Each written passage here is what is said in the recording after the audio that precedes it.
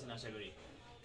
আজকে যে বিষয়টা দেখাবো যে আসলে র্যাকেটের যে স্ট্রিংটা এটা কাটার আসলে সঠিক যে নিয়মটা আসলে আমরা সবাই জানি না। যে অনেক সময় যদি আমরা পাশের থেকে সুতাটা কেটে ফেলি তাহলে আপনার র্যাকেটটা ভেঙে যাওয়ার সম্ভাবনা আছে।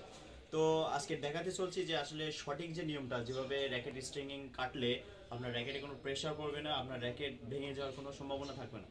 সো প্রথমে আমাদের কাটতে হবে যে মেন পয়েন্টে, যে দেখতে হবে যে মেন পয়েন্ট কোথায়। এই যে দুইটা এটা কেটে দিলাম, যখন এই দুইটা কেটে দেবো তখন এর কিন্তু একটা ব্যালেন্স থাকবে, এ পাশেও আপনার চাপ নেই এ পাশেও চাপ নেই, মাঝখানে একটা ব্যালেন্স আছে। দেন একটা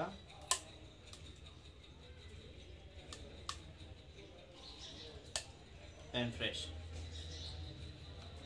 এটাই হচ্ছে সঠিক নিয়ম। আপনারা যারা এভাবে কাটেন বা নিচ থেকে শুরু করেন আপনাদের র্যাকেট কিন্তু ভেঙে যাওয়ার সম্ভাবনা থাকে। অনেক সময় আপনার ফ্রেমের ভেতরে চটে যায়, দেন আপনি যখন স্ট্রিংিং করতে যাবেন আপনার র্যাকেটটা কিন্তু ম্যাক্সিমাম টাইম ভেঙে যাওয়ার সম্ভাবনা থাকে, ওই র্যাকেটটা আপনি বেশি দিন ইউজও করতে পারবেন না। Thank you for watching this video.